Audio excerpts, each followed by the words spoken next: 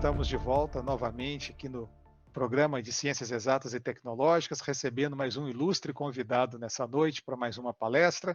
Estamos recebendo o professor Dr. Sérgio Tadeu Sibov, que possui tanto bacharelado quanto licenciatura em Ciências Biológicas pela Universidade Estadual de Campinas, é mestre em Genética e Biologia Molecular pela Universidade Estadual de Campinas e tem doutorado também em Genética e Biologia Molecular pela Universidade Estadual de Campinas. Desde 2005 é professor da Universidade Federal de Goiás, lá na nossa sede em Goiânia, e desde 2010 é credenciado do Programa de Pós-Graduação em Genética e Melhoramento de Plantas da Escola de Agronomia da UFG.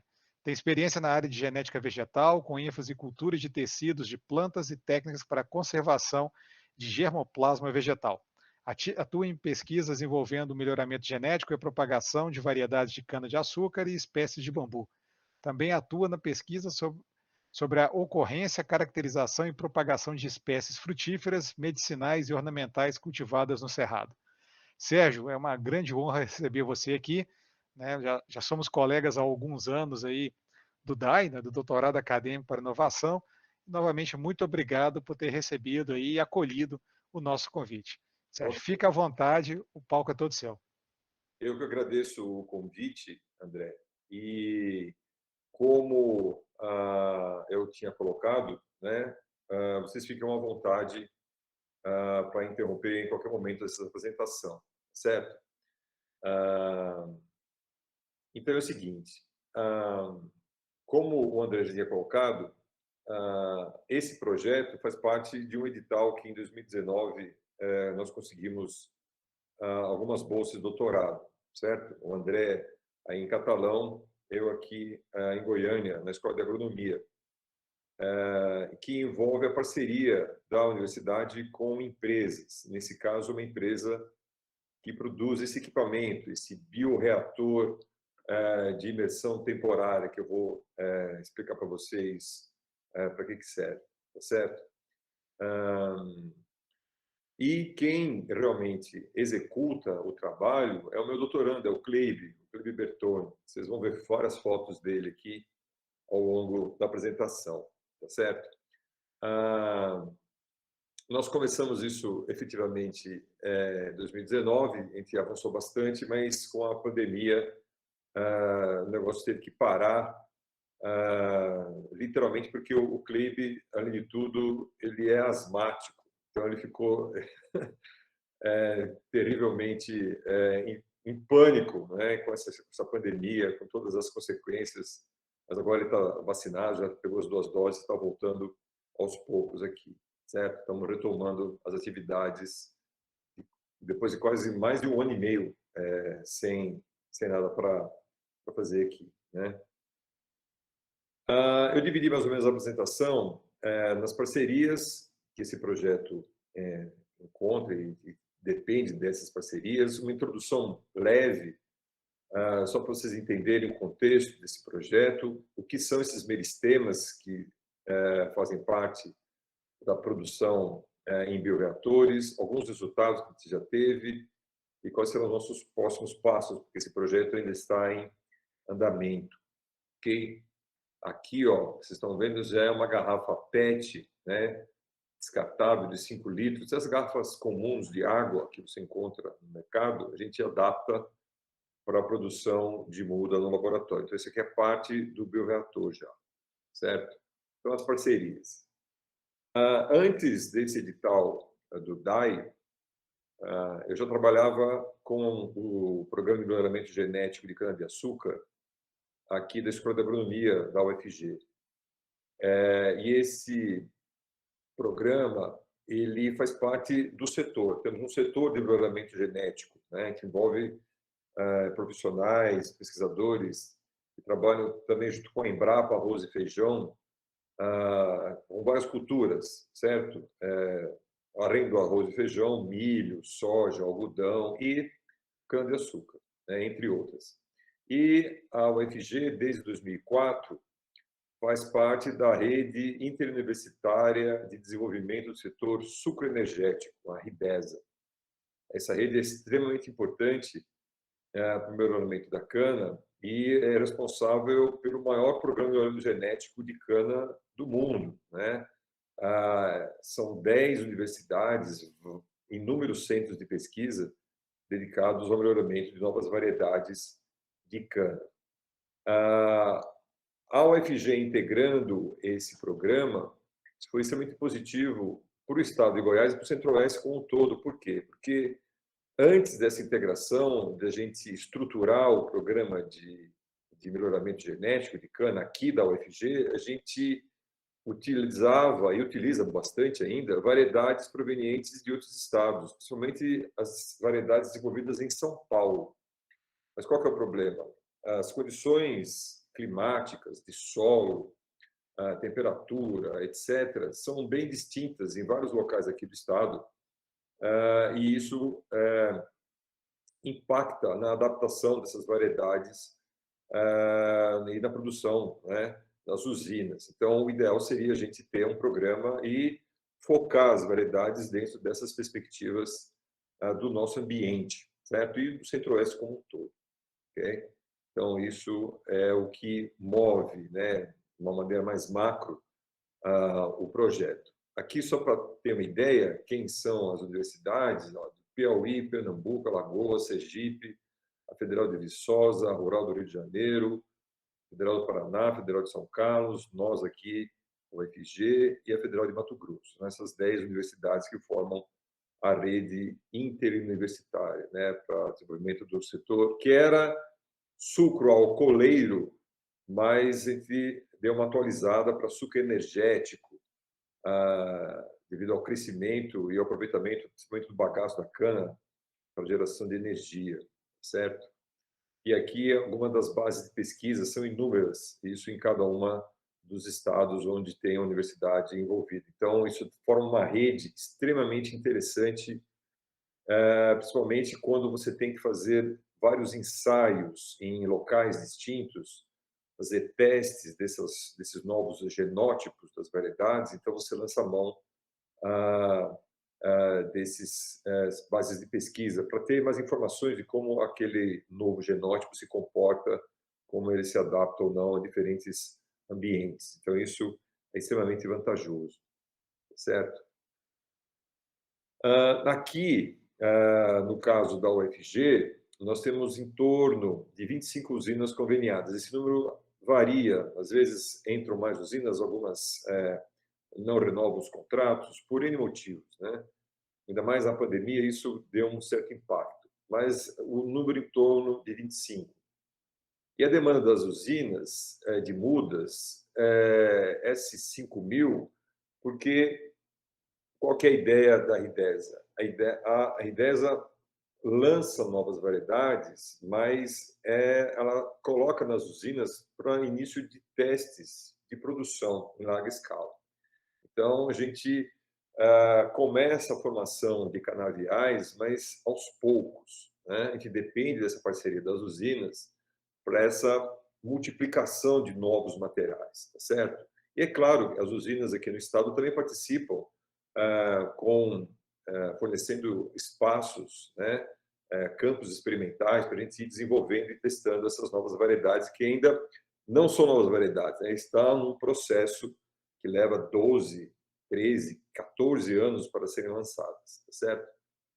Então, se a gente começa com um material bom, mas que ainda precisa ser multiplicado com 5.000 mudas por usina, das 25 usinas, 125.000 mudas seria uma quantidade interessante. Nós temos à disposição para essas usinas parceiras, tá certo? E nós não temos. Estamos tentando organizar uma estrutura para a produção e propagação dessas novas variedades, tá certo? Além dessa produção grande, grande, né, em massa, massal de mudas, as demandas são dessas mudas serem por MPB. MPB é uma sigla que significa muda pré-brotada. Eu vou explicar também o que é essa muda pré-brotada. Também as usinas e os produtores eles pedem sempre uma certificação sanitária, ou seja, essa muda ela é saudável, ela não tem nenhuma doença junto com ela. Você está comprando só a muda, principalmente para 4 doenças sérias, né? a escaldadura e o raquitismo causada por bactérias, o mosaico amarelinho por vírus. Então, essas 4 é que causam grandes perdas. Não são só essas 4, existem outras doenças, mas as mais importantes economicamente são essas 4. Então, se você tem uma muda que não tem nenhuma dessas 2 bactérias, não tem nenhum desses 2 vírus, isso já é um ganho de produtividade, já é uma dor de cabeça a menos para as usinas, tá certo? E também uma certificação varietal, ou seja, essa variedade que está sendo fornecida para a usina a partir da UFG, do nosso programa de melhoramento genético, é a variedade XYZ, certo? Então, você tem uma certificação varietal. Então, isso também é importante até para problemas jurídicos. Falando, essa variedade não tem todo um problema de contratos na hora de você multiplicar e ter esse tipo de variedade ou de outra origem. Então, a certificação varietal também é uma demanda e nós estamos trabalhando nisso também, certo? Então, essa é uma visão geral das demandas aqui do programa e onde esse projeto da produção em bioreatores se encaixa.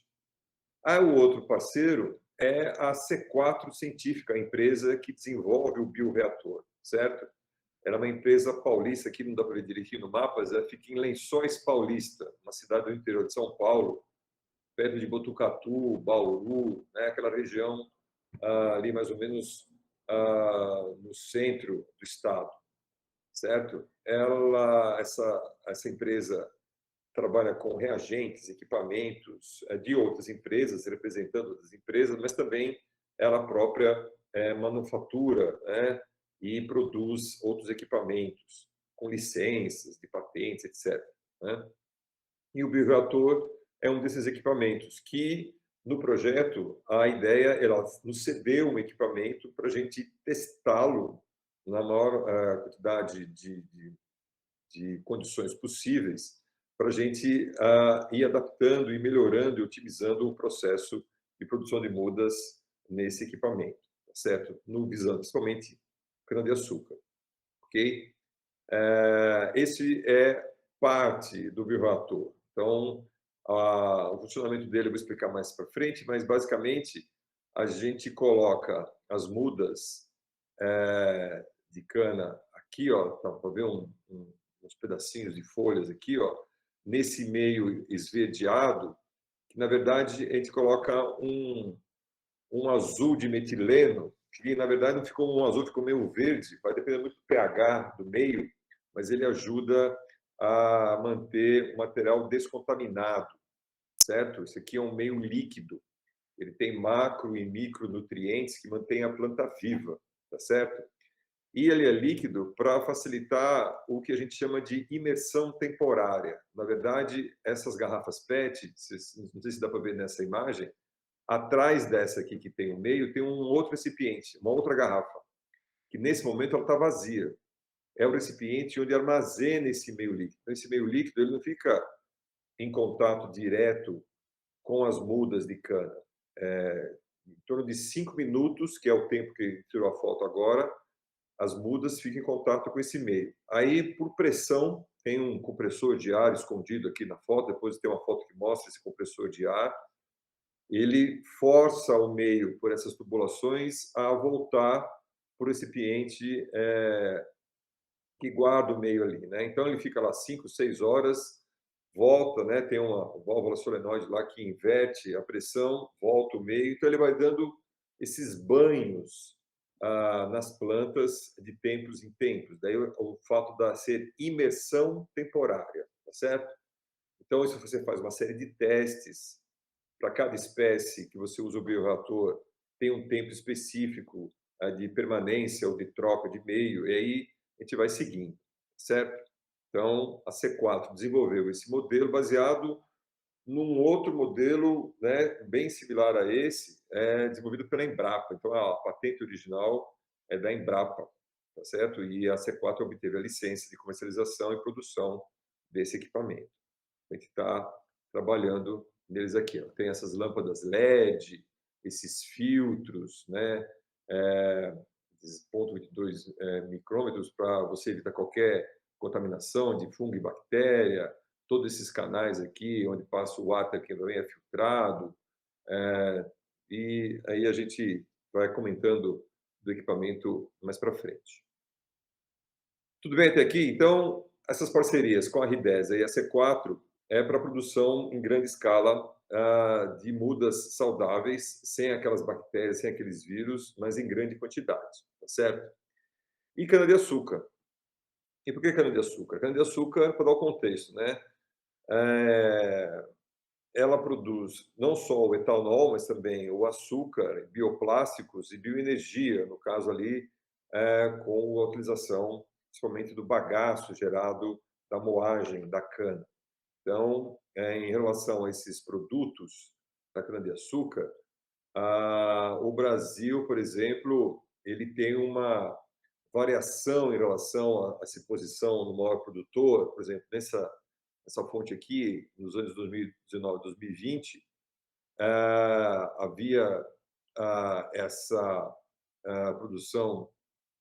O Brasil era em primeiro, depois a Índia e a Tailândia, acho que 15 milhões de toneladas aqui de açúcar. Se bem que a União Europeia aqui tem que tomar cuidado, né? Porque esse açúcar produzido pela União Europeia não é de cana, é de beterraba. Professor, qual é a parte vegetativa da cana utilizada nos bioreatores? Na verdade, Eduardo, são microbrotos. Eu vou mostrar para vocês. É um brotinho que cresce em meio de cultura, tá certo? Ele gera uma mini touceirinha que a gente vai separando essas mudinhas, certo? Vai repicando, né? E chega uma hora que a gente transfere para o bioreator e, dependendo da variedade que a gente trabalha, numa garrafa aquela de 5 litros, chega a produzir de 600, 700 até 1.000 mudas numa garrafa daquela, tá certo? Então, é uma plantinha, certo? Inteira, ok?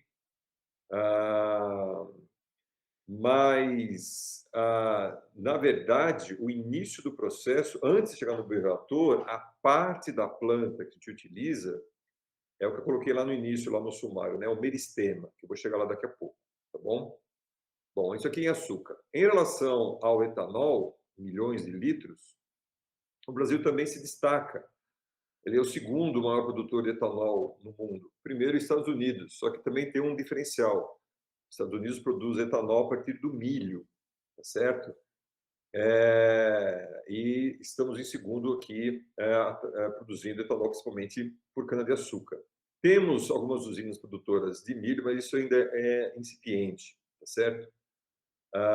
Então, temos uma posição importante em produção de açúcar e etanol. Temos todo um programa já antigo no nosso país de combustíveis, biocombustíveis, né, motores flex, extremamente que foi um sucesso e é um sucesso muito grande. Então, a produção dessa cultura é muito importante. No caso, eu não sei se vocês conseguem ver essa tabela, ela é muito grande, mas eu prefiro colocar tudo grandinho aqui, todos os estados e o Distrito Federal, para ter um panorama. Então, aqui está comparando 2009 com 2019, tem esses dados aqui até 2019, mas já dá para ter uma ideia. São Paulo é o estado que tem a maior área plantada de cana-de-açúcar. Na sequência, vem Goiás, certo?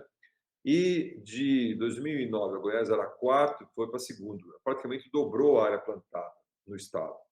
Então, a cultura da cana ela é muito importante, né? Então, até alguns anos atrás, nós tínhamos o estado era um dos que mais tinham projetos de implantação de usinas de açúcar e álcool no país.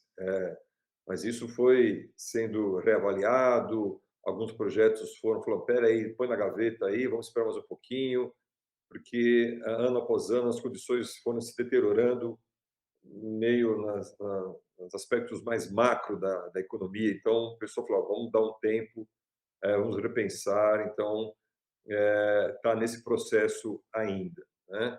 Mas o que é importante colocar nessa tabela, não sei se vocês conseguem visualizar, o Goiás aqui em segundo, Minas muito próximo em terceiro, Mato Grosso, Paraná, e aí vem todos os outros estados. No total, A área plantada gira em torno de 10 milhões de hectares, tá certo? É muita coisa mesmo, certo? E o que é interessante é que, aqui também dados, né, de 2009 a 2019, se a gente pega lá, ó, a cor azul, a cor verde escura, verde claro, são áreas em expansão. Então, Goiás, Mato Grosso do Sul, Mato Grosso, Tocantins, né? São áreas aqui, ó, onde a cultura da cana está em expansão, que a área plantada está crescendo, uma taxa ali, ó, de 50 a 160, ou no mínimo 50, de 10 a 50%, ó, no caso do Tocantins, 300%. Aqui no Amapá também, mas acho que a base de comparação era muito pequena, tá certo? Então, a área, a região centro-oeste aqui também, cada vez mais, tem a sua importância essa fatia do agronegócio, né? Tanto a produção de açúcar, mas também de biocombustível, etanol, no caso. Daí que a UFG se insere junto nesse conglomerado de universidades que é a RBES, certo? Bom, aí a gente começa a chegar no problema. Cana-de-açúcar é uma planta que você propaga de maneira vegetativa. O que quer dizer isso? Você não tem semente. Embora você produza sementes, você tem áreas no Nordeste onde as plantas de cana florescem, você faz cruzamentos, você obtém híbridos, você tem sementes de cana. E ela produz muita semente, uma semente pequenininha, né? Todo o processo de melhoramento, dos programas de melhoramento, começa exatamente com essas sementes de cana-de-açúcar. Porém, a propagação ela é vegetativa. Você é que nem banana, abacaxi, mandioca. Você pega um pedaço da planta e faz clones, certo?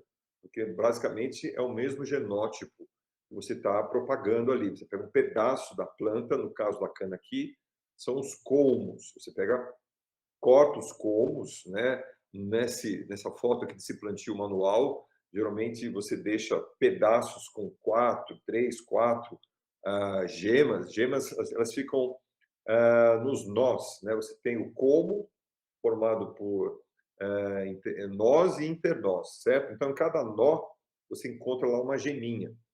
Então, você tem um pedaço lá de 3 ou 4 gemas, um pedaço de colmo, e vai colocando isso de maneira mais ou menos ordenada, assim, nessas valas, certo? E aqui é um outro tipo de maneira. Aqui é um manual, opa, né? Que muitas usinas ainda preferem, né? Aqui já é mecânico. Você tem todo um processamento da cana para cortar esses colmos aqui, ó, né? Transporta e coloca nesse equipamento aqui que vai descarregando esses colmos nessas válvulas, nesses sulcos, tá certo? Depois vem outro equipamento aqui que vai enterrando esses colmos, tá certo? Qual que é o problema disso aqui? Primeiro, são as falhas. Não sei se você consegue ver aqui, ó. Nem todas as gemas elas brotam, elas germinam, né? Elas se desenvolvem uma vez que você faz esse processo, seja ele mecânico ou manual. Nem todas elas germinam, certo? Então você tem falhas nas linhas, ok? Um outro problema é que às vezes, quando todas elas germinam, você tem uma toceira muito frondosa num pedaço da linha e uma toceira nem tanto assim, mais um pouco à frente, depois uma falha. Então, é extremamente irregular esse processo. Então, não dá para você trabalhar num campo desses como você trabalha num milharal ou numa plantação de soja, que você usa sementes, você tem lá um espaçamento certinho entre linhas, entre plantas. Então, você tem uma noção de quantas plantas você tem em certa área para você calcular adubação ou para você calcular algum tratamento químico para alguma praga. Então, esse tipo de abordagem num canavial cujo plantio foi mecanizado ou mesmo manual é muito complicado, tá certo? Porque você não tem a noção exata de quantas plantas você tem ali, certo? Porque você joga, nesse caso aqui do manual, em torno de 12 toneladas de colmos por hectare para você formar o seu canavial. Nesse mecanizado aqui, sobe para 20 toneladas de colmos cortados ali, que você enterra, literalmente.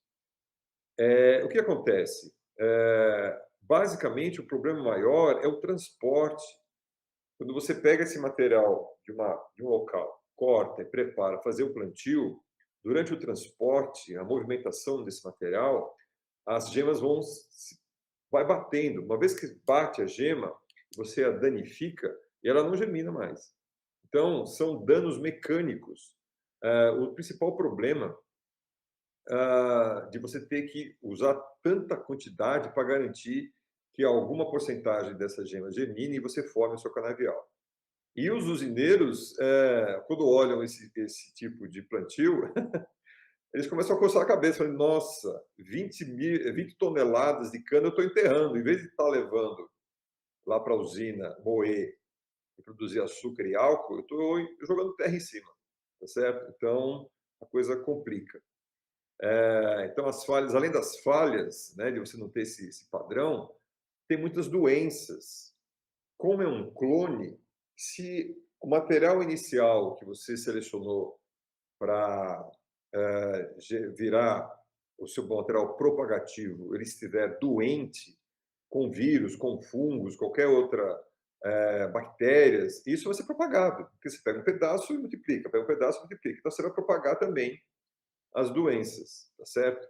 Então, isso é muito comum, não só em cana, mas em qualquer cultura cuja propagação é vegetativa, por esse tipo de processo, que eu já falei, banana, abacaxi, mandioca e outros, alho, de tempos em tempos, você tem que fazer uma limpeza nesses clones, porque as doenças só se acumulam e a produtividade vai caindo, certo? Então, esse é um dado.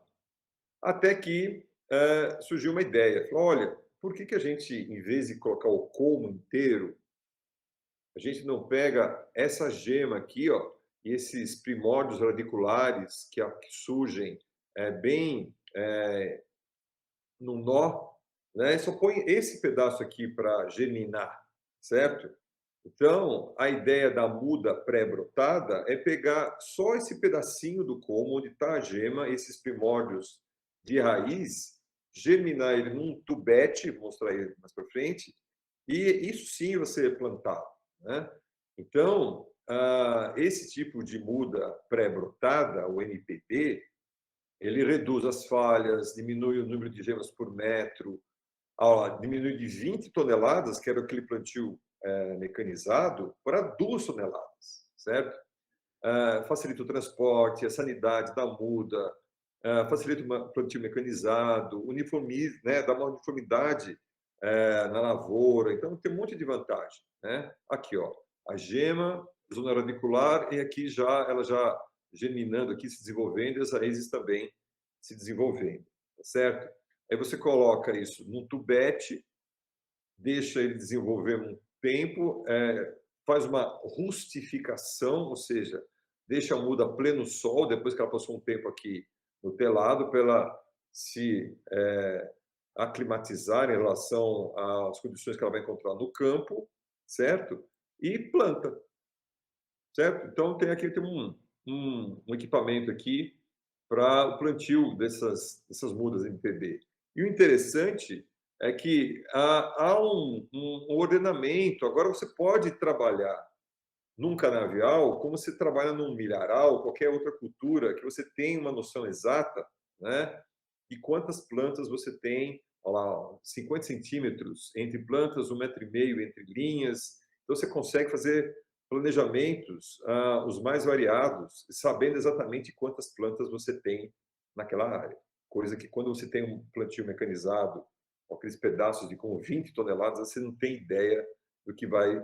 Você forma o seu canavial, ele vai estar lá, mas totalmente desuniforme. Você tem muitas plantas em uma linha, outra linha você não tem falhas, tem que voltar lá, fazer um replantio, plantar de novo um outro material para tampar essas falhas, é complicado, tá certo? O problema é que o MPB também ele resolve muitas coisas, mas no caso da fitossanidade ainda tem muitos escapes, certo? Então, a forma, os instrumentos, as ferramentas que o pessoal usa no campo, ou mesmo nas casas de vegetação, na colheita, na hora de você separar exatamente a gema, no trato cultural, que você vai pegar material no campo, tudo isso são possibilidades de contaminação, principalmente por vírus e bactérias, certo? Então, há todo um cuidado, desinfestação das ferramentas, choque térmico, uso de fungicida, mas um escape sempre acontece. Então, o que acontece, sim, o que dá para a gente fazer para melhorar ainda mais o sistema? É você usar o meristema, certo? A região meristemática. O que é uma região meristemática? A região meristemática é aqui, olha o Kleber. O Kleber é o primeiro que apareceu aqui. O Kleber é o doutorando no meio do canavial aqui, escolhendo algumas ponteiras de cana, uma cana ainda jovem, mas a gente já ia fazer alguns testes, então aproveitou esse material. Então ele já está separando aqui a, o topo, né, a ponteira ali da cana, onde ele vai encontrar o meristema apical. O que é o meristema apical? Então, quando ele estava desbastando aqui, ó, ele está tirando as folhas, essas folhas iniciais aqui, ó, bem do começo, da ponta da cana, né? Quando você vai tirando, tirando, tirando, vira um palmito. Literalmente, esse é o nome que te dá, é um palmitão aqui, né? Só que ainda tem uma série de bainhas foliares, você tem que começar a retirar, vai tirando, tirando, você vai deixar o material desse jeito aqui, ó, certo? Que não é o final, mas é o trabalho que a gente faz, começa a trabalhar ele com mais delicadeza, né? Então é assim, ó, aqui aquele material que o Kleber estava trabalhando lá no campo. Então você tem uma série de bainhas aqui, né, de folhas sobrepostas, né? Vai uma sobre a outra e bem lá no centro fica uma região pequenininha, né, que é o meristema, uma região de células que elas não estão diferenciadas ainda, elas vão começar a diferenciar em vários tipos de tecidos, como se fosse uma célula-tronco em animais, tá certo? São as células meristemáticas em plantas. São células não diferenciadas que, por mitose sucessivas, ou seja, por divisões celulares sucessivas e por diferenciação, vão gerando todos os outros tipos de tecidos da planta, certo? Então, começa aqui. Tem o meristema apical e tem o meristema radicular também. Na ponta das raízes também tem algo semelhante, certo? Mas o que interessa para nós aqui é o meristema apical. Então, você tem alguns primórdios foliares aqui, mas você está interessado nesse segmento de poucas células, porque ele é bem pequenininho. Por quê? Vamos supor, vírus. Se esse material está infectado por vírus, é muito difícil os vírus terem acesso a essa região. Pela grande quantidade de divisões celulares que ocorre aqui no meristema, ele vai produzindo cada vez mais camadas de novas células e o vírus até tenta infectar, e ele infecta as camadas mais antigas, as mais novas ele não consegue alcançar porque ele vai constantemente produzindo novas células. Outro ponto também, os vírus eles se movimentam pelos vasos condutores da planta. E essa região meristemática, esses vasos ainda estão em formação, então ele fica meio inacessível. Então tem uma série de condições extremamente interessantes. Se você consegue isolar esse material e cultivar ele in vitro no laboratório, você vai manter o genótipo, ou seja, as condições, os genes que fizeram aquela variedade de cana produtiva, resistência a doenças, etc, etc, etc. Mas você vai eliminar os vírus e bactérias e qualquer outra contaminação desse material. Ele vai ser um material sadio, tá certo? Essa é a ideia de você usar meristemas. De novo, isso não é exclusividade da cana. Todas as culturas que têm essa propagação vegetativa, de tempos em tempos o material passa por o que a gente chama de limpeza clonal. Você isola o meristema dessa planta in vitro, no laboratório, a planta se desenvolve, toda ela saudável, livre de qualquer doença, e você forma mudas. É claro que uma vez que você vende a muda para o produtor e o produtor coloca isso no campo, aí a planta está exposta ou vem uma cigarrinha, vem um afídeo, um pulgão para sugar a planta, na hora que ele suga, ele infecta a planta com um vírus, por exemplo. Aí não tem jeito. Mas até essa infecção, essa doença se expressar e causar dano econômico, leva um tempo. Aí quando, depois de 4, 5 anos, dependendo da cultura, você pega aquele material, volta para o laboratório, faz a limpeza clonal e aí sucessivamente. Certo? Tá. Aqui, ó. Não sei se dá para ver, isso aqui é um bisturi, é a ponta do bisturi, é o tamanho aqui, tem uns 2 milímetros, tá certo? E ainda está grande. Mas a gente está fazendo os testes aqui, está verificando que esse tamanho é bom, porque menos ainda você tem dificuldade no manuseio desse material no laboratório. Você machuca o meristema e ele não desenvolve in vitro. Então, é a arte de quanto você retira e quanto você mantém para você ter o desenvolvimento e aí ter a planta livre de vírus. A duração dos canaviais é o mesmo ou maior com essa propagação. Então, Eduardo, quanto mais limpo tiver o teu material inicial, onde você vai formar as primeiras mudas, mais tempo de produção, alta produtividade, o teu material vai ter no canavial, no campo, tá certo? É claro que isso vai depender também do nível de infestação que você vai encontrar no campo, ok? Mas você partir a ter o início do processo com material livre de vírus e bactérias, com certeza vai te garantir maior produtividade por mais tempo, certo? Então, isso aumenta, claro, aumenta a durabilidade do material no campo. Então, essa suscetibilidade a pragas já vem antes. Então, durante os anos que você avalia esse material no campo, você tem uma listinha, você vai ticando, né? A broca da cana, ela é suscetível, ela é muito tolerante? Não, ela aguenta, o dano econômico é muito grande. Aí e a ferrugem, né? O fungo da ferrugem ataca, não ataca? Então, você tem uma lista de várias doenças que você vai avaliando esse material específico e vai verificando, acho que não vale a pena seguir com esse material, não. Pode tirar fora dos materiais que estamos testando. Só segue com o próximo passo com esses materiais. Então, aí é uma pirâmide.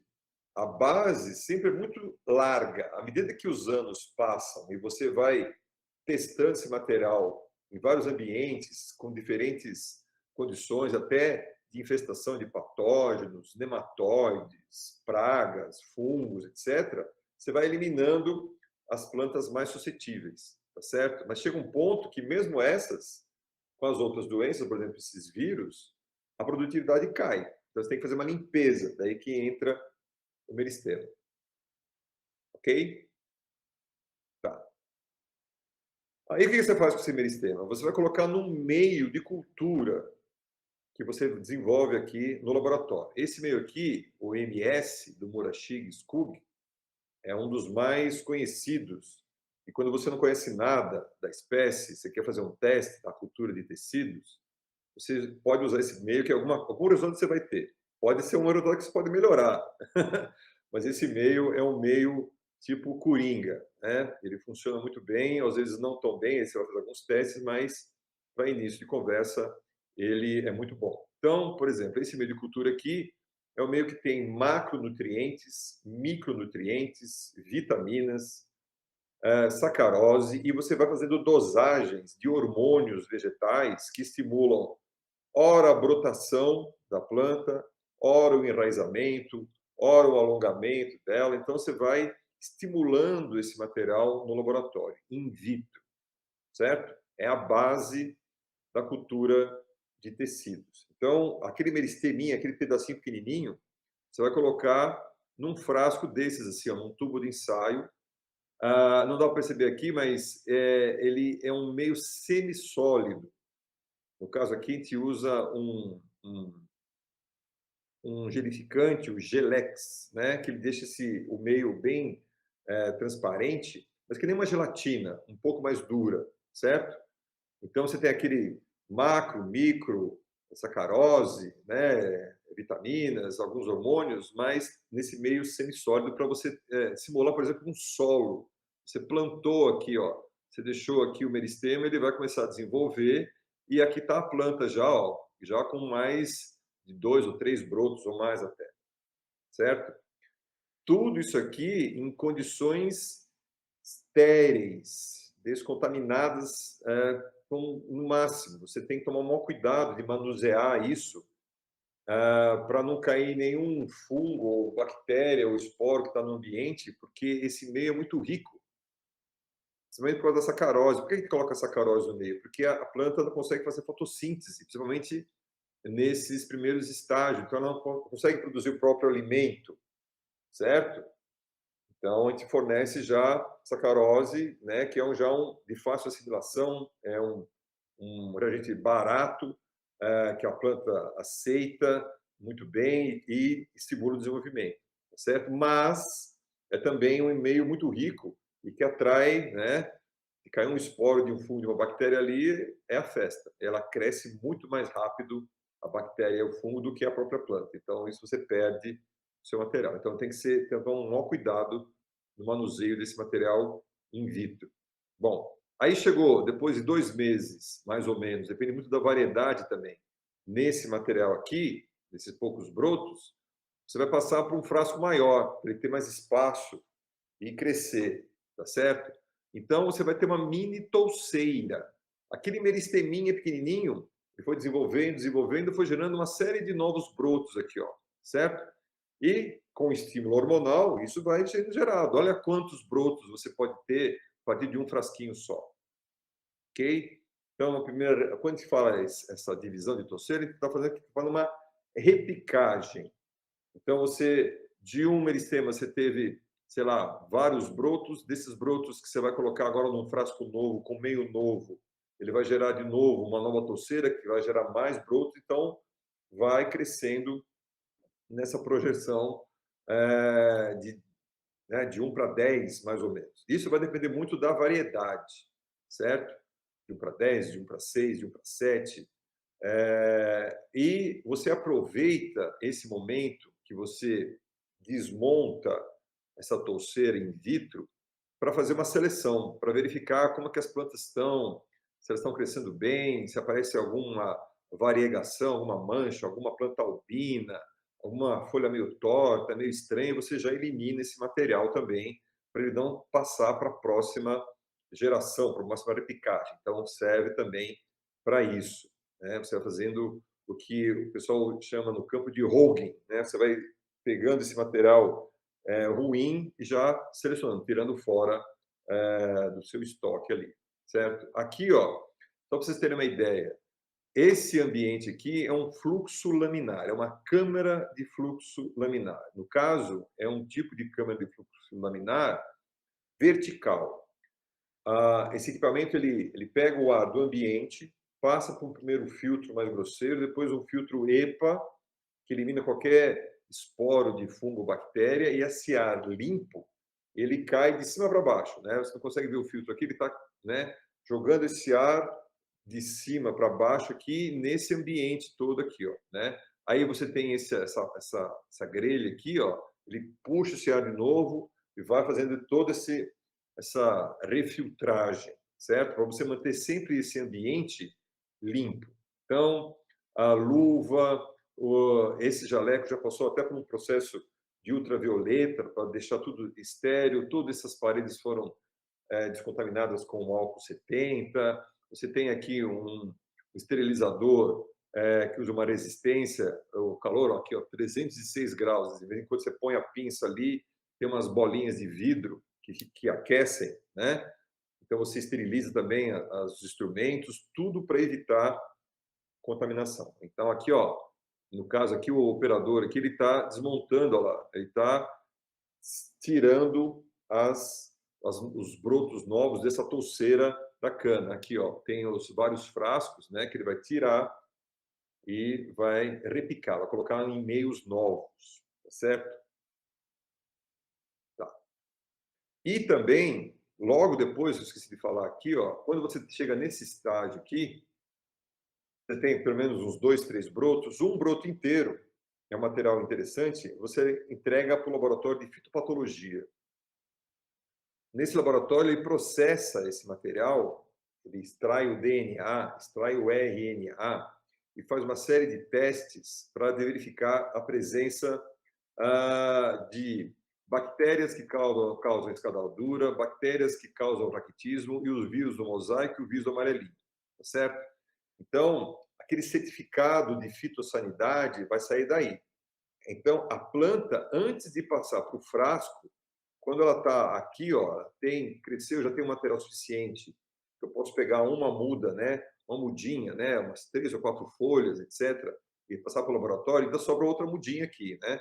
Se o laboratório falar assim, olha, tá ok, não detectei nada, pode seguir em frente, aí eu pego essa mudinha que sobrou e vou multiplicando. Se ele falou, opa, apareceu aqui um vírus ou bactéria, eu descarto esse material, certo? Então, para ter certeza que eu estou seguindo no laboratório com material limpo, certo? Então, vem essa certificação.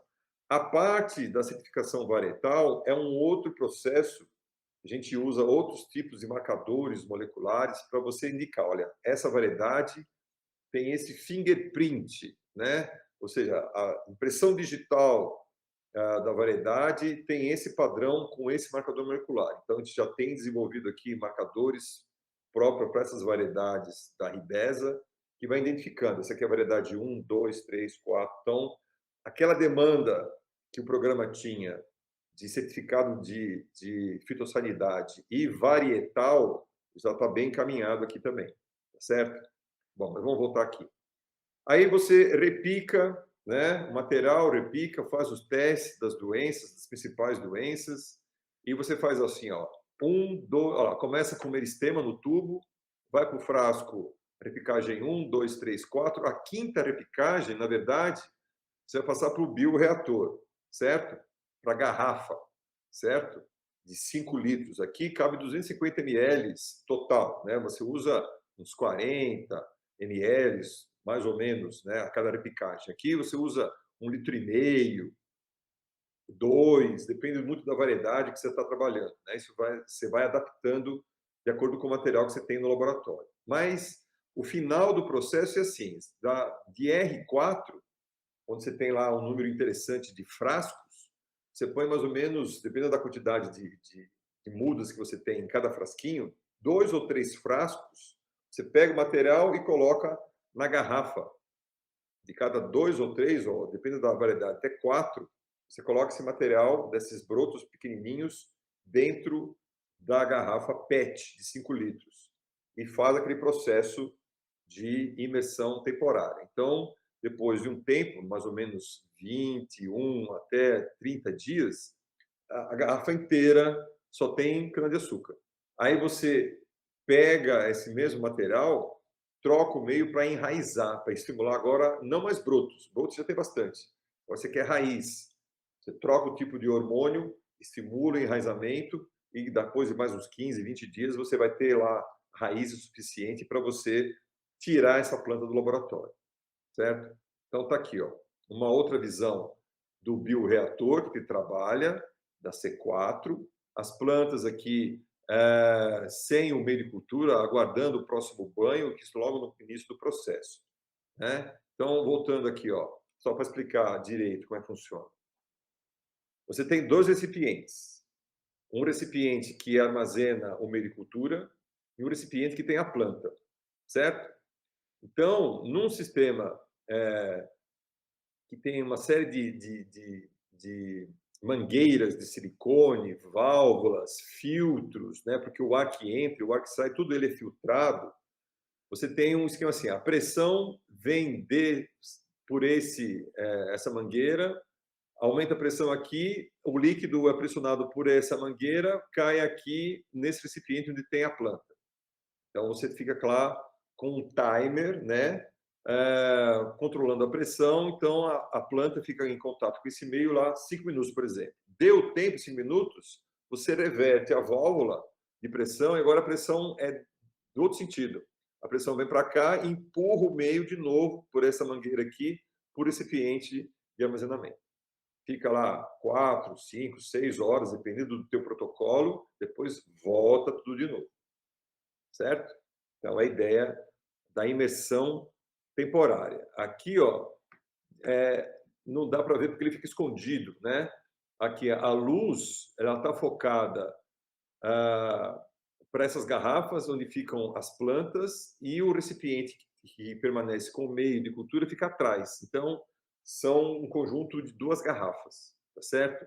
Nesse caso aqui, eu tenho 10, 20, 30, 40 conjuntos com 2 garrafas, 80 garrafas aí, né? Então, é um bioreator interessante. Resultados.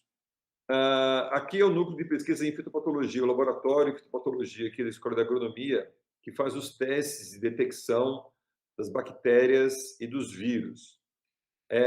No começo, a gente teve, por exemplo, esse resultado aqui, ó, para Xanthomonas da escaldadura, para a Leishmania da raquitismo, as doenças bacterianas, do vírus do mosaico da cana, do vírus do amarelinho, da folha amarela da cana. E a gente apanhava com esse vírus aqui, ó, a gente quase não conseguia limpar, ou pelo tamanho, ou pela manipulação do meristema.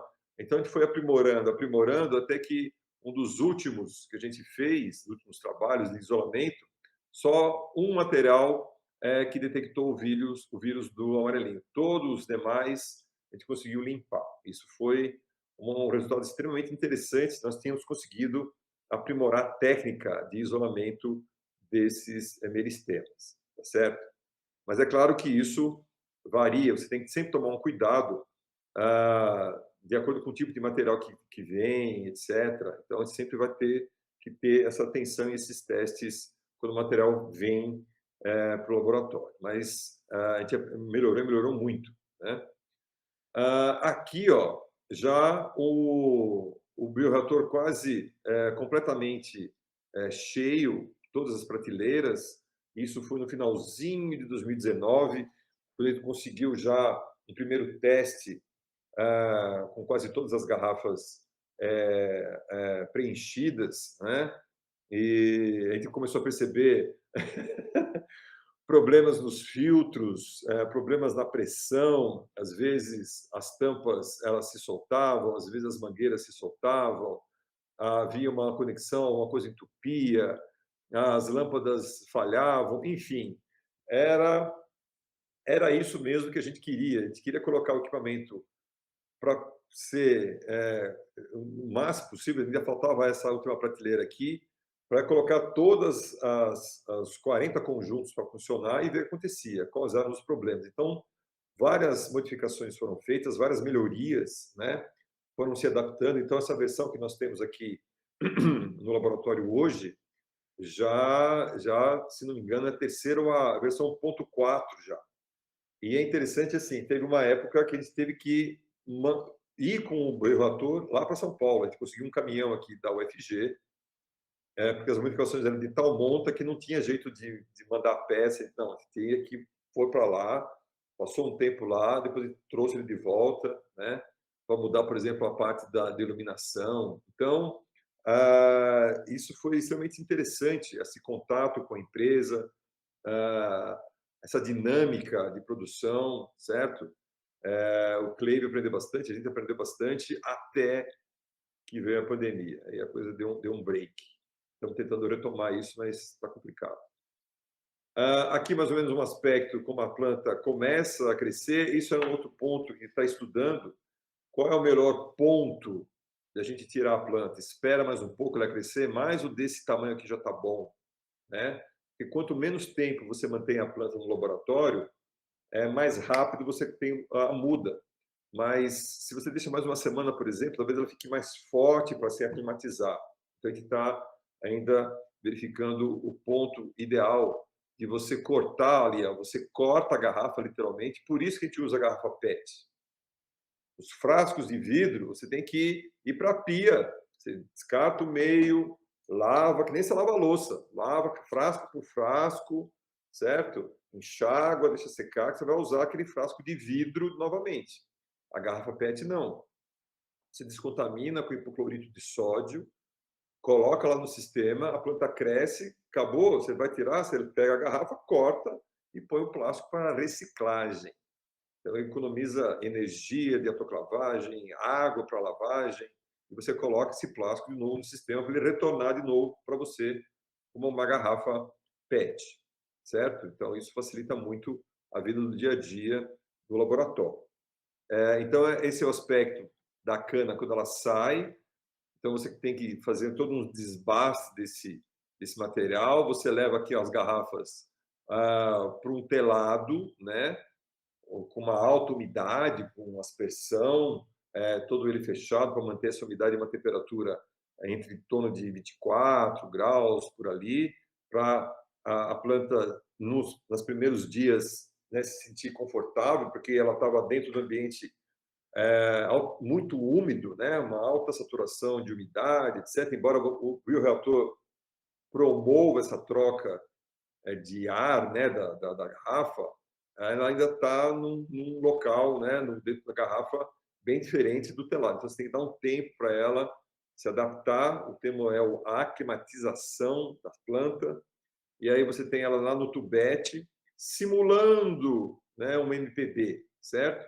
Essa primeira leva que a gente conseguiu dessas mudas, a gente levou para uma usina parceira nossa, a Denusa, isso ainda em 2019, certo?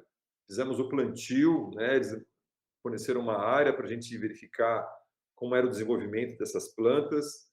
E essa aqui é uma das últimas fotos que a gente teve. A planta cresceu e cresceu muito. Qual é o substrato para as mudas? Eduardo, isso varia bastante. Nós temos uma professora aqui na escola, a professora Eliana, que ela trabalha com essa parte de substratos e ela fez um preparado que a gente aqui no setor de melhoramento utiliza. Mas a parte dele a gente usa a própria torta de filtro que vem das usinas, que é um resto que sobra, né, do processamento da cana, ele é trabalhado, vem essa torta de filtro, é parte de substrato. Mas a fórmula mesmo se você pegar um substrato comercial para hortaliças, sei lá, os componentes, o que tem, não foge muito não do que a professora Eliana trabalha aqui na escola. Só que ela utiliza materiais alternativos, né? Que outras indústrias descartam. Então, ela reprocessa, ela faz todas as análises, pH, porosidade, retenção de água, etc. Então, aí ela monta um substrato interessante, a gente faz os testes aqui e a formulação que ela está usando ultimamente está dando bons resultados para essa fase nossa aqui, ó, né? De início, né? De aclimatização. Ele tem que ser completamente estéril também. O ideal, sim, né? Seria interessante, mas não necessariamente, porque a planta tem que também, num certo momento, começar a interagir com esses micro-organismos, né? E geralmente esses substratos prontos, comerciais, eles já vêm de uma certa forma, eu não digo estéreis, mas com uma carga de contaminação muito baixa, né? Exatamente para não causar doença nas mudas que você vai usar. Então já tem esse cuidado, ok? Mas na verdade você não precisa autoclavar o substrato para você utilizar no processo de aclimatização, tá certo? Dependendo muito também do seu experimento. Tem alguns experimentos que sim, é necessário você literalmente autoclavar o substrato, eliminar qualquer presença de organismos e micro-organismos, para justamente você fazer o seu teste. Mas nesse caso aqui, não é necessário, não. Tá bom? Que mais? Então, as plantas se desenvolveram muito bem, só que a gente perdeu várias fases de avaliação por causa da pandemia. A própria usina ficou fechada por um bom tempo, por causa do isolamento, não tinha vacina, aquela história toda que a gente já conhece, né? Mas a gente ficou muito contente depois que a gente voltou lá, tirou algumas fotos. Aparentemente, ela desenvolveu muito bem, né? Próximos passos. O projeto continua, ou está retomando. Qual o percentual de aproveitamento por área plantada? Aproveitamento do quê, Neyton? Aproveitamento? Quanto você coloca de planta por área? Germinação? Bom, as plantas todas, nós não tivemos perdas, se essa é a sua pergunta. Na hora que a gente fez o plantio, nesses primeiros acompanhamentos, a gente não teve falha, não teve que, por exemplo, chegar aqui, ó, nesse ponto aqui, ó, ainda tinha planta aqui, ó, a gente não teve que repor, a reposição foi mínima. Toda a planta que a gente tinha colocado nos tubetes, ela vingou, vamos dizer assim, né? Então, não sei se foi essa a sua pergunta, né? Mas ao longo do desenvolvimento da planta, foi tudo, certo? Algum outro buraco, né, que a gente achou, a gente fez uma reposição, mas quando você faz esse tipo de avaliação, né, e chega nesse ponto, como a gente já fez aquela seleção prévia, naquelas varas de picagem, o material que chega aqui é um material bom, né, ele já respondeu bem ao longo do processo de identificação. Então, isso já garante bons resultados até no processo de plantio no campo, certo? O que estava faltando para nós era esse ambiente aqui. Era um outro tipo de telado que a gente chama de jardim clonal, né? Aqui é uma antessala, né? Então você chega, você não entra direto na estufa no telado. Você chega nessa antessala aqui, fecha essa porta aqui, tem uma outra porta que vai dar acesso a esse ambiente. Então as telas são de antiafídicas, aqui o teto é de plástico, para evitar que a chuva caia diretamente sobre as plantas. A irrigação vai ser por gotejamento, exatamente para evitar que a água de chuva ou de irrigação, sei lá, da expressão, carreie inóculos contaminantes para a planta.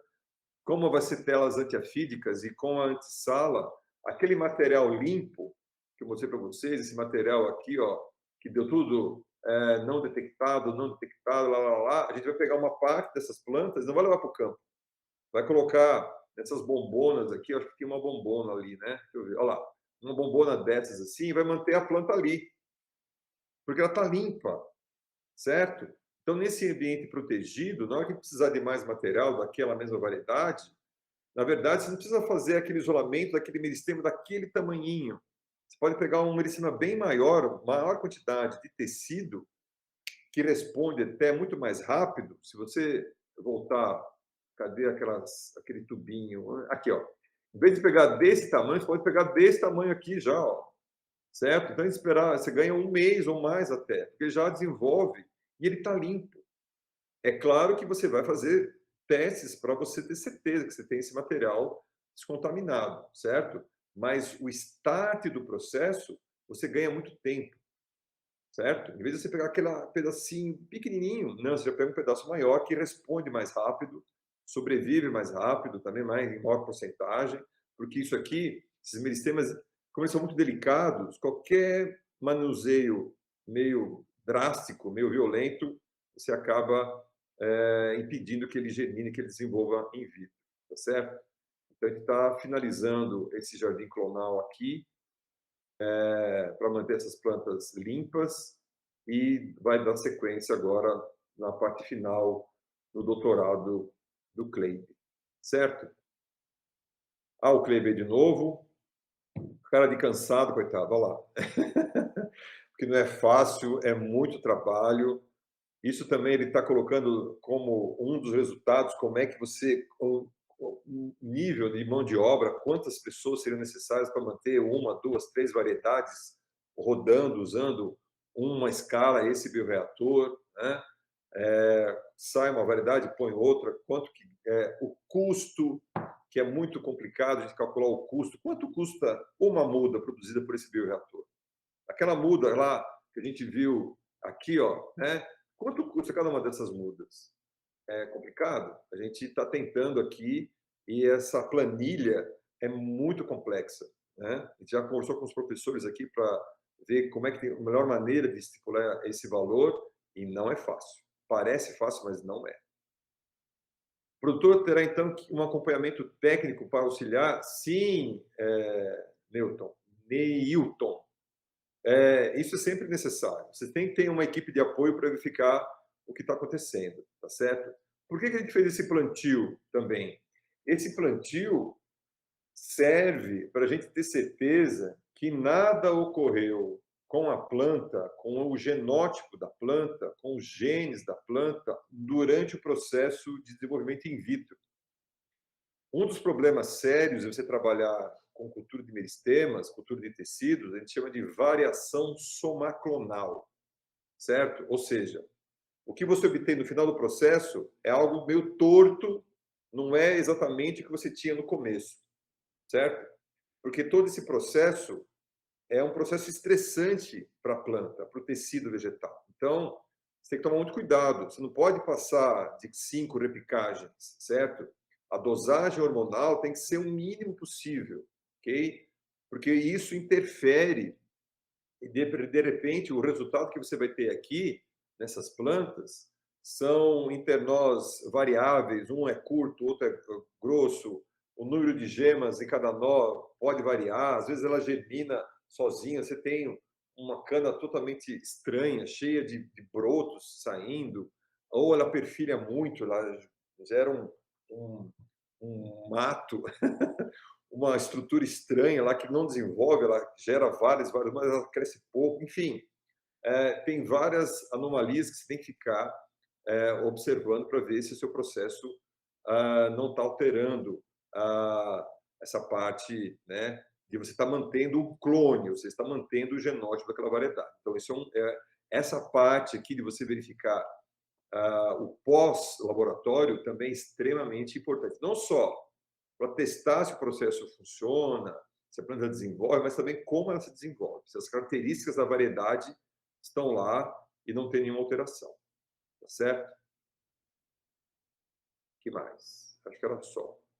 Aí eu agradeço aqui o CNPq pela voz do Kleib, a R10, a C4, o programa, o FG, o Kleib. Olha lá o compressor, lá. O compressor é violento aqui, né? É grande, mas não precisava ser desse tamanho, não. Aqui ele já pensou em outros, né? Outros bioreatores. Professor, a empresa parceira que produz o bioreator tem uma proposta de substituir as garrafas PET por algo mais prático? Então, Eduardo, as garrafas PET são muito práticas. Em que sentido você está pensando em aumentar a praticidade delas? Eu pensei, na verdade, professor, de produzir uma garrafa mesmo, só que uma garrafa específica para esse tipo de atividade, né?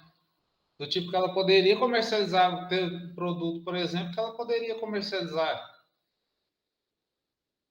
Mas aí que está, Eduardo. A ideia de você usar a garrafa PET, porque ela é facilmente encontrada no mercado. Você encontra essa garrafa para suco, para água, certo? Então você adapta e ela é barata, certo? Se você cria uma garrafa específica, por exemplo, na própria cana mesmo, quando ela cresce muito, quando o negócio dá muito certo, deixa eu ver se tem alguma foto aqui. Cadê ela? Aqui, ó. Quando ela cresce muito, às vezes as mudas que ficam no meio da garrafa, elas recebem pouca luz, certo? E aí elas ficam assim até meio amareladas, né? Mas falta de estímulo luminoso. Então, a ideia talvez fosse criar uma garrafa diferente que permitisse que a luz também entrasse ali no meio. Mas essa seria uma garrafa muito específica. Só serviria para esse tipo de equipamento, né? No caso aqui, cadê o bioreator? Cadê o bioreator? O bioreator está aqui, né? Então, até o mercado, você tem que tomar cuidado. Falei, mas peraí, a garrafa funciona, mas eu vou usar onde? Só para esse bioreator. Aí tem que tomar cuidado, porque, embora não seja o ideal, às vezes acumula aqui no fundo, ela tem o fundo dela é meio irregular, às vezes não suga todo o meio, você tem que fazer algumas adaptações, mas hoje, para esse tipo de equipamento, é a melhor garrafa que tem.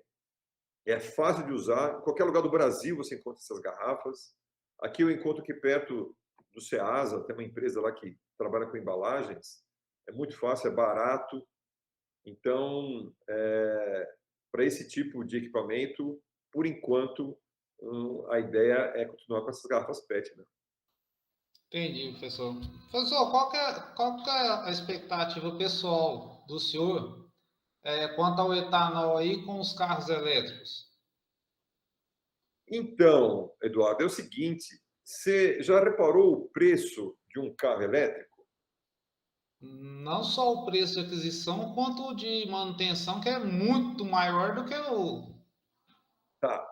Então, eu vi uma entrevista, se eu não me engano, e agora, hein? Qual era a montadora? Eu vou estar errando aqui. Se não me engano, era da Volkswagen, um dos diretores, uns chefões lá.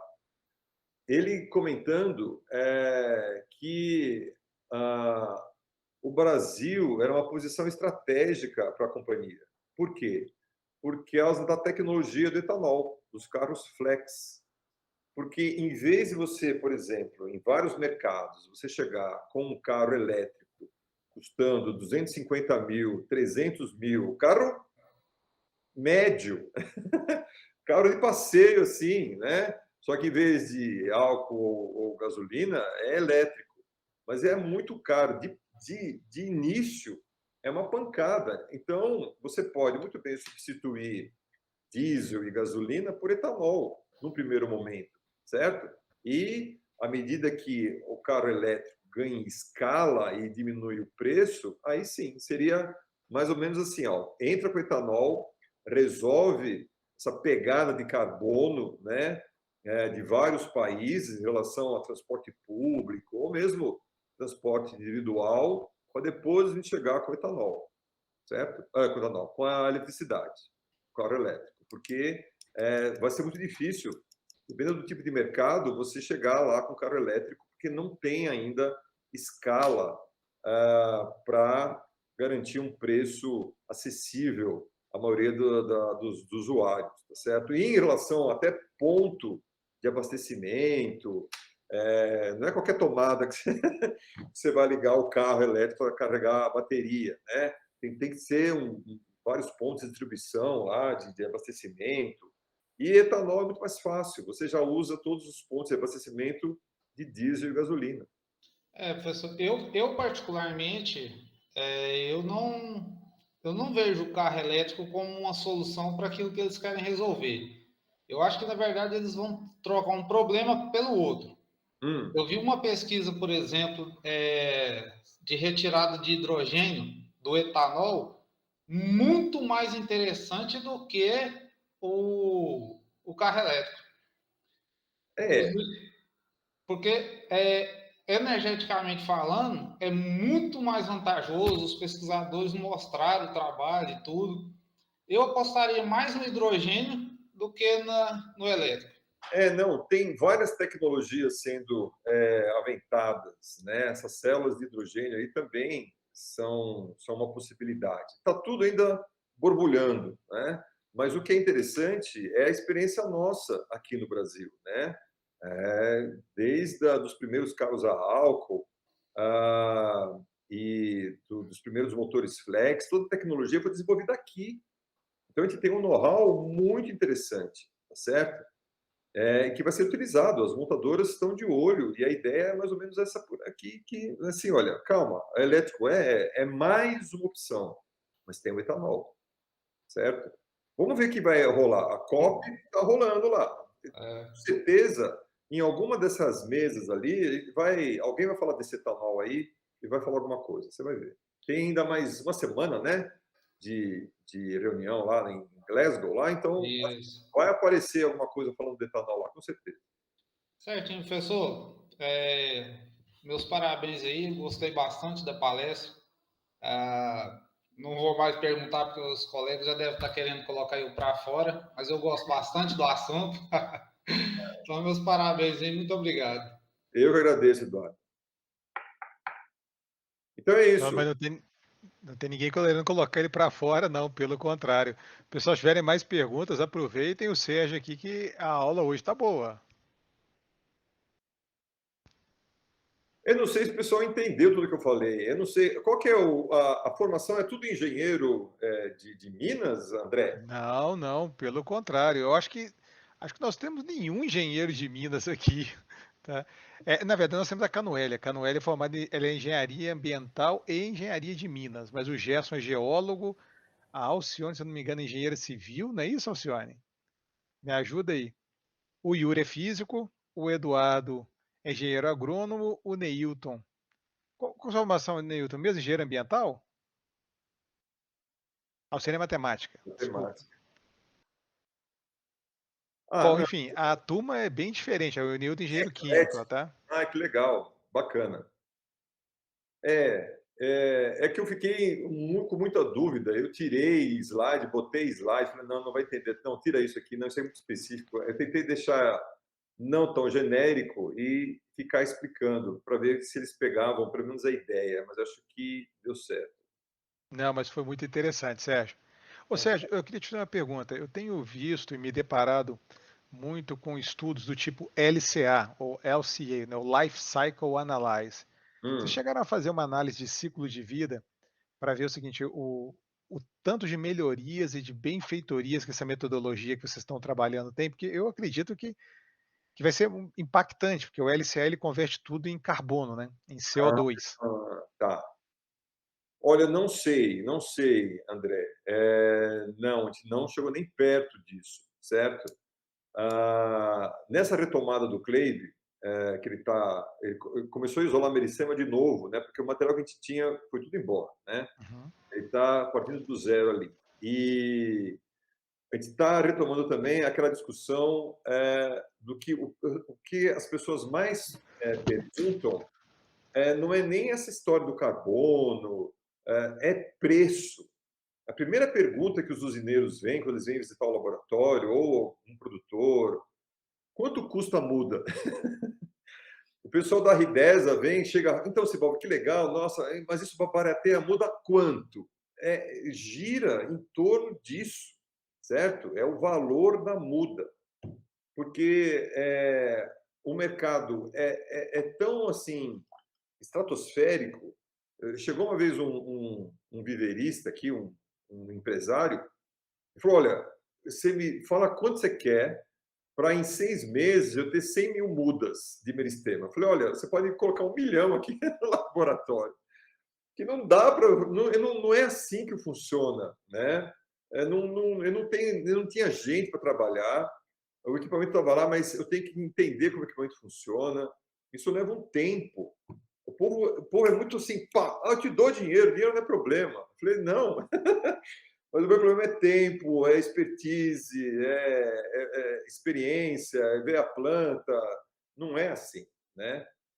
Mas cana-de-açúcar é uma coisa muito doida. Se você imaginar que você tem 1 hectare, 100 por 100 metros, você tem 130 mil mudas, mais ou menos, para você preencher esse campo aí, né? E você tem 1 hectare. Você tem 10 milhões de hectares. É impossível. Mesmo com o MPB, fazendo lá, que é o ideal, lá, você não consegue. Aquela máquina, lá, aquele caminhão colocando como, ou mesmo o pessoal manualmente, isso vai perdurar por muito tempo, né? É economicamente inviável até, tanto o meristema como o MPB. Mas o que acontece? Você garantir que o início, o começo, seja certificado, limpo, isso já é um diferencial tremendo. O ideal seria se ele conseguisse formar o canavial inteiro com essas mudas, mas não dá certo ainda não. O começo, sim. Aí você entrega lá uma quantidade pequena, a usina multiplica aquilo, vai multiplicando numa escala que forma um canavial, tá certo? Aí tudo bem. Mas ainda é uma mudança de mentalidade, do lucro fácil, as pessoas ainda estão. Se bem que está mudando bastante isso, né? Graças a Deus. Mas os empresários estão vendo que leva tempo, que você tem que investir em desenvolvimento e tecnologia para chegar num bom resultado, certo? Mas esse da pegada de carbono aí, ainda a gente não chegou nem perto. Tá certo, Sérgio, muito obrigado. Pessoal, mais alguma presença? Ah, temos lista de presença sim, daqui a pouquinho eu estou mandando aí, tá? Mais alguma pergunta, pessoal? Se não, nós vamos então nos despedir do professor Sérgio. Eu peço para vocês aguardarem na sala que eu vou descolocar a lista de presença em breve, tá bom? Okay. Sérgio, novamente, muito obrigado. As portas aí do programa estão abertas para vocês e para os colegas aí de Goiânia. Na próxima, traz o Cleibe também para falar com a gente. Será convidado em breve, tá? O Cleibe, ele está na cidade dele, resolvendo os problemas pessoais dele lá. Eu até comentei que eu até ia convidá-lo. Ele falou, professor, mas eu não vou ter nem acesso. Eu falei, então tudo bem, eu mando um abraço lá para você, certo? Mas foi um prazer, André. Quando você precisar, e quem sabe daqui a um ano, quando a gente tiver mais ou menos isso retomando, com mais novidades, aí você me convida de novo para contar. Aí vem o Cleibe contar aqui a história.